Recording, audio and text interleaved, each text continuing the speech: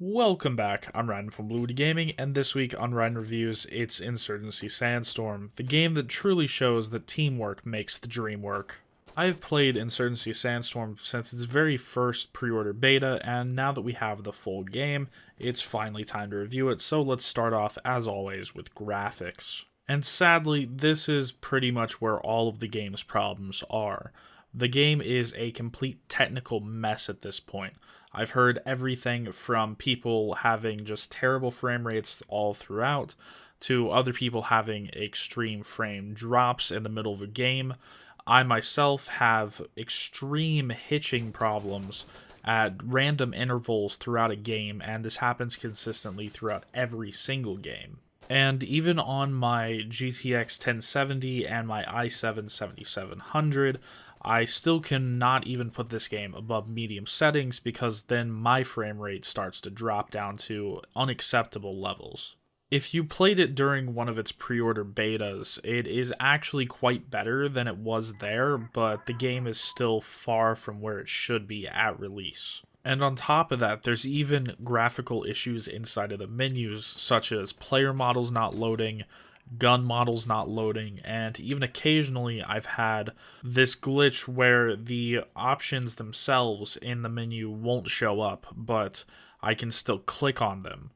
Insurgency Sandstorm was already delayed a month to try to fix these problems, and I'm starting to think that maybe they should have delayed it a little longer. Once you get past those problems though, the game actually looks really good.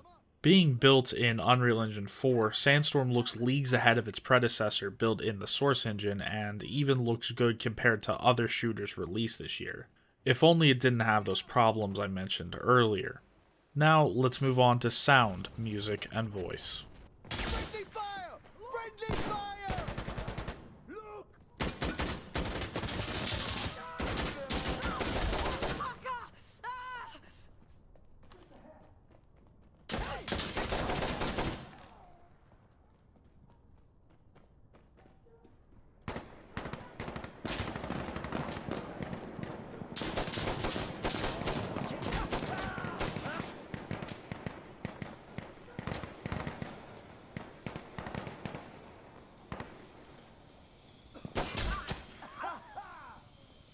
I already knew that the sounds in the game contributed heavily to the feeling of a chaotic battlefield, but I didn't know that they could be done this well.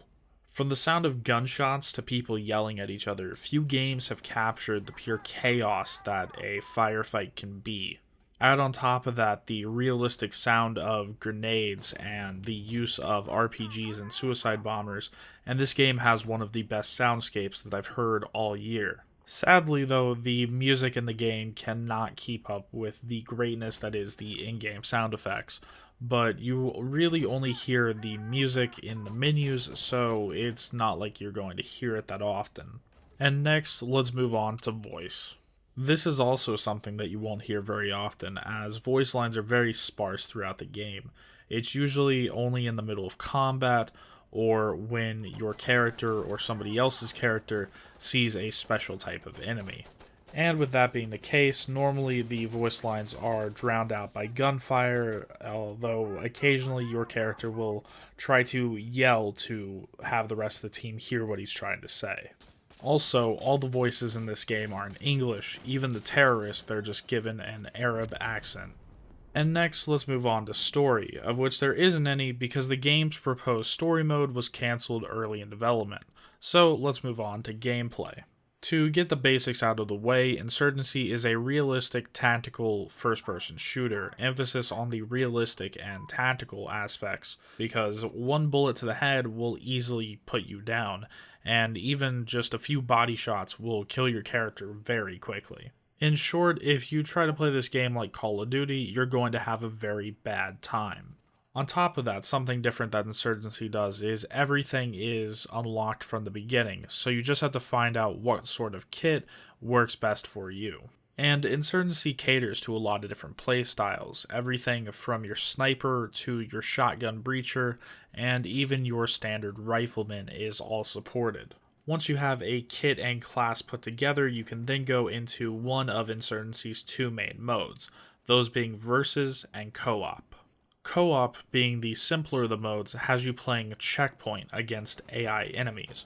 And in checkpoint, you go from one objective to the next in order, capturing them or destroying them depending on what the objective is. If you played the original Insurgency, then this is basically what you played, as that game really didn't have any sort of versus or PvP modes that really took off. Although in Sandstorm, it does have a fleshed out versus mode that quite a few people are actually playing.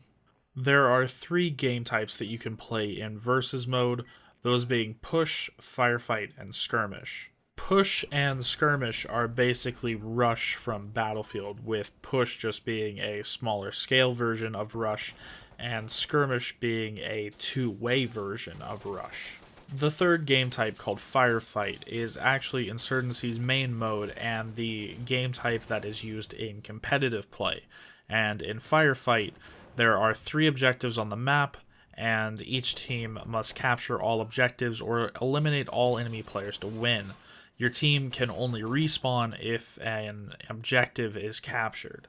Personally, out of all the game modes and game types, I think that co-op is really where the game is going to have its longevity, similar to how the original Insurgency had its longevity through its co-op mode.